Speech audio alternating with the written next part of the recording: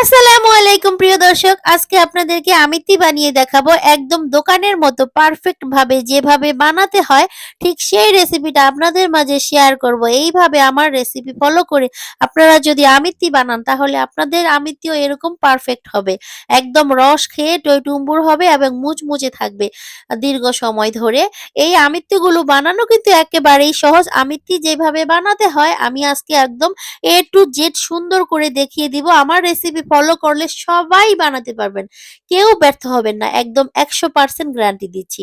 তো এখানে আমি এই যে চায়ের কাপের মতো একটা কাপ দিয়ে ১ কাপ বুট ভিজিয়ে রেখেছিলাম আর ১ কাপ আতপ চাল ভিজিয়ে রেখেছিলাম ২ ঘন্টার মতো। তারপরে এই কাপটা দিয়েই আরো ১ কাপ পানি দিয়ে এগুলোকে আমি ব্লেন্ড করে নিব। আপনাদের যাদের কাছে ব্লেন্ডার নেই তারা পাটাপুতা দিয়ে এই কাজটা করে নিবেন। তো ব্লেন্ড করা হয়ে গেছে, এই পর্যায়ে আমরা এখানে ১ চা চামচ ইস্ট দিয়ে দিচ্ছি। এই মাপটা কিন্তু একদম পারফেক্ট রাখতে হবে। একদম এই যে চায়ের কাপ, এটা হচ্ছে চায়ের কাপ একটা। এই কাপের অনুযায়ী আমি আরো ১ কাপ ময়দা দিয়ে দিলাম। সবকিছু কিন্তু সমান, সমান দিয়েছি।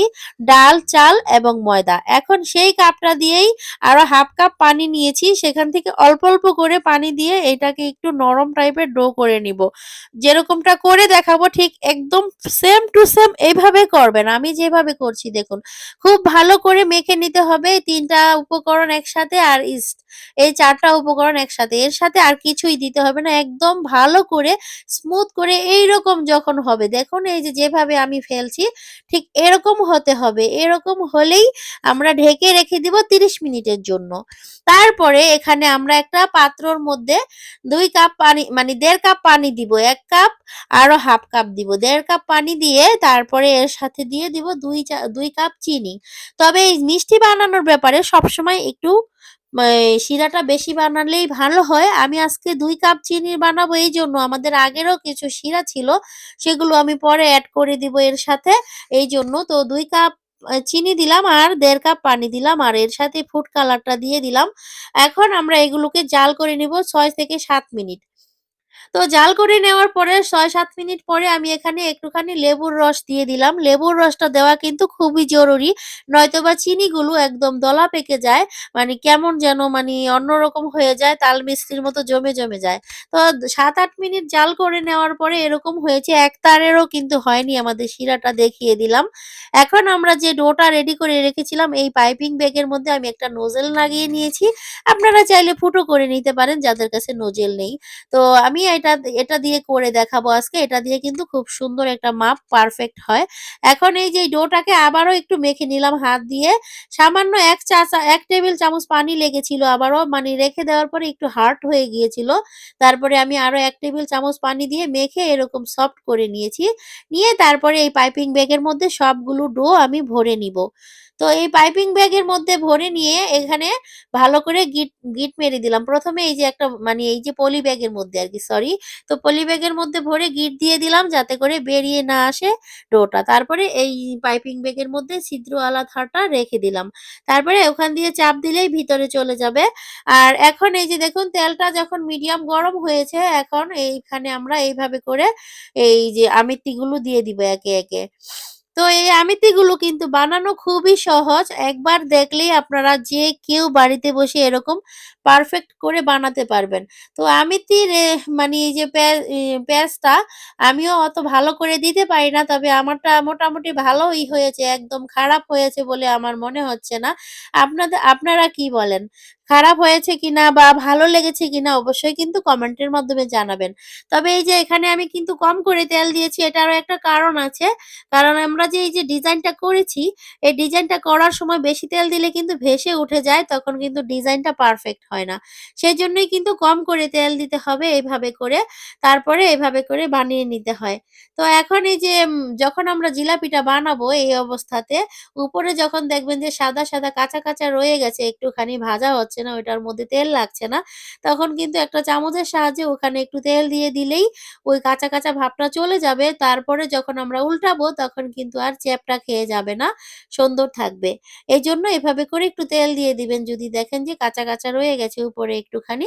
তারপরে যখন উল্টাবেন তখন কিন্তু আর বাঁকা তাড়া হবে না বা নষ্ট হয়ে যাবে না, সুন্দর থাকবে, এরকম ফুলকো, ফুলকোই থাকবে। তো এভাবে করে কিন্তু আমরা এখন ভেজে নিব। এই যে দেখতে পাচ্ছেন লাল, লাল হয়ে গেছে, গিয়েছে, এগুলো আর বেশি লাল করা যাবে না। এখন এই লালগুলোকে আমরা শিরাতে চুবিয়ে নিব।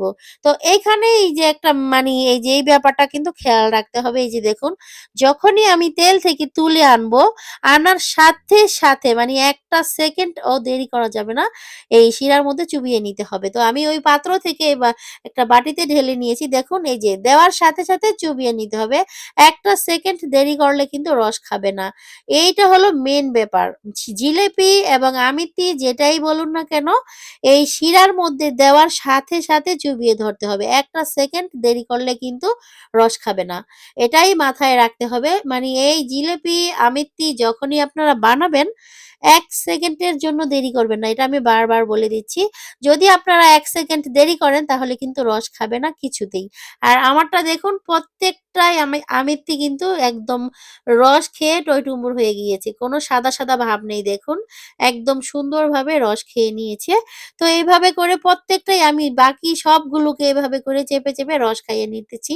দেখতে পাচ্ছেন এই যে কত সহজে কত সুন্দর করে রসটা খেয়ে নিল। ঠিক এরকম করেই কিন্তু জিলেপি বানাতে হয়। রস না খেলে কিন্তু সেই জিলেপি খেতে একদমই ভালো লাগে না। তো আমি এখন এই পাত্রের মধ্যেও তুলে, তুলে রেখেছিলাম। সেখান থেকে এখন আমি এই যে এই শিকের মধ্যে রেখে দিলাম কিছুক্ষণের জন্য।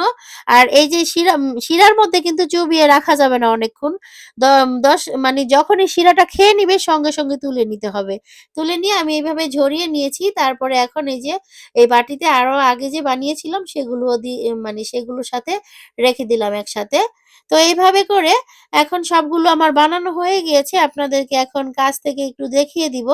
এখন লাইটিংটা জ্বালাতে ভুলে গিয়েছিলাম সেজন্য একটু কালো, কালো লাগছে। লাইটটাকে অন করে নিব। তারপরে দেখাচ্ছি আসলে কত সুন্দর একটা লুক এসেছে। অনেক সুন্দর একটা কালার এসেছে। একদম দোকানের মতো পারফেক্ট হয়েছে। আমার কাছে তো খুবই ভালো লাগছে। আমিত্তিগুলো বানিয়েছি যে অনেক সুন্দর হয়েছে আর একদম পারফেক্ট হয়েছে। আর আমার রেসিপি ফলো করে আপনারা যদি কেউ আমিত্তি বা জিলাপি যেটাই বানান, ইনশাআল্লাহ আপনাদেরটাও এরকম সুন্দর হবে। একদম দোকানের মতো পারফেক্ট হবে। আর রস খেয়ে টইটুম্বুর হয়ে গিয়েছে। আর এটা কিন্তু এই যে মুচমুচে হয়েছে অনেক।